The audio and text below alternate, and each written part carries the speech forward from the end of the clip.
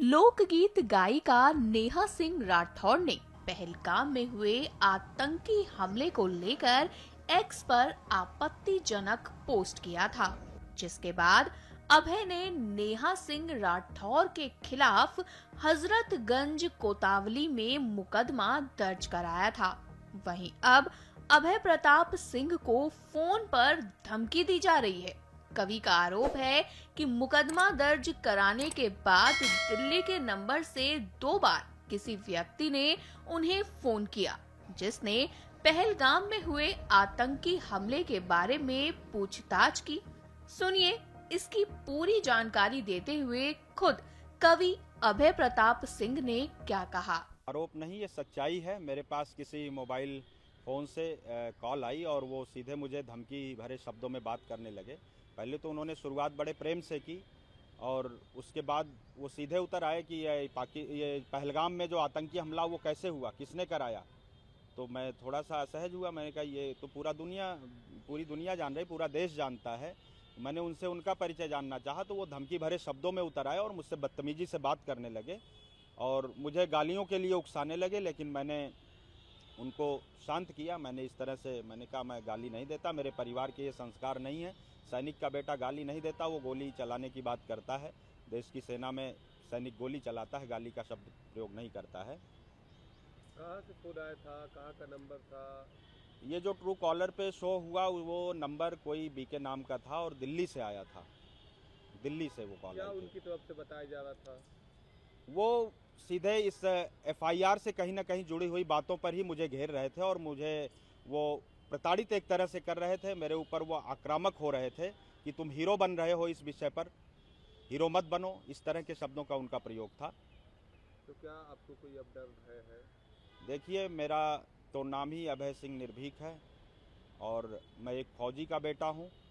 इस तरह से तो डरने वाला नहीं हूँ, लेकिन जो होगा आगे देखा जाएगा। कहीं ना कहीं लोग इस बात का तो सोशल मीडिया पर भी लोग दबाव दे रहे हैं। इस तरह की बातें सोशल मीडिया पर भी की जा रही हैं और देख लेने की बात भी की जा रही है। जब लोग देखेंगे तो हम भी उनको देखेंगे। अब देखा जाएगा जो होगा। अब लेकिन राष्ट्र की अस्मिता के खिलाफ बोलने वालों के खिलाफ मैं खड़ा हूं, मैं उससे पीछे हटने वाला नहीं हूं। और इनकी तरफ से नेहा सिंह राठौर जी की तरफ से भी कुछ लोग उनके ड्राइंग रूम में बैठकर कॉफ़ी पीते हुए हमारे किसी मित्रों के पास फ़ोन करके और मेरे ऊपर भी समझौते का दबाव बना रहे थे कि आप समझौता कर लीजिए, छोड़िए, सब जाने दीजिए, आपस में ये सब नहीं करना चाहिए।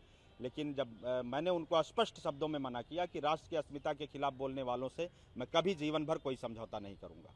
या तो वो आएँ और क्षमा मांगे, सोशल मीडिया पर अपने क्षमा मांगे और भविष्य में ये प्रण लें कि वो कोई ऐसा कंटेंट, कोई ऐसा वीडियो नहीं बनाएंगे जिसका प्रयोग लोग, दुश्मन देश के लोग राष्ट्र की अस्मिता के खिलाफ करें, हमारे देश के खिलाफ उसे हथियार बनाकर प्रयोग किया जाए। ऐसे कंटेंट ना बनाने का अगर वो संकल्प लेंगी तो मैं एक बार उनको क्षमा करने के लिए सोचूंगा भी, वरना नहीं सोच सकता। क्या पुलिस कार्रवाई की बात की है? मैंने पुलिस में तुरंत सूचना दे दी थी, एसएचओ हजरतगंज, लेकिन उन्होंने तहरीर भी तुरंत मांगी कि आप आइए, तुरंत तहरीर दीजिए। मैं कुछ अपने पारिवारिक किसी व्यस्तता में था और इस कारण से मैं नहीं जा सका और ज़रूरत पड़ेगी तो मैं तहरीर भी दूंगा इसके खिलाफ जिन्होंने मुझे धमकी दी है।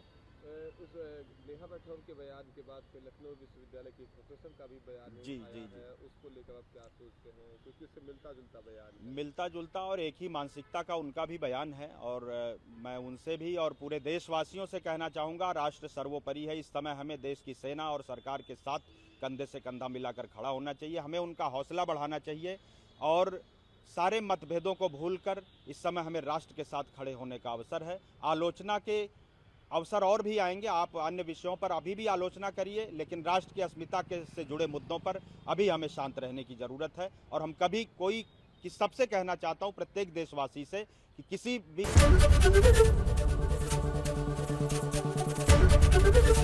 एबीपी गंगा, खबर आपकी, जुबान आपकी।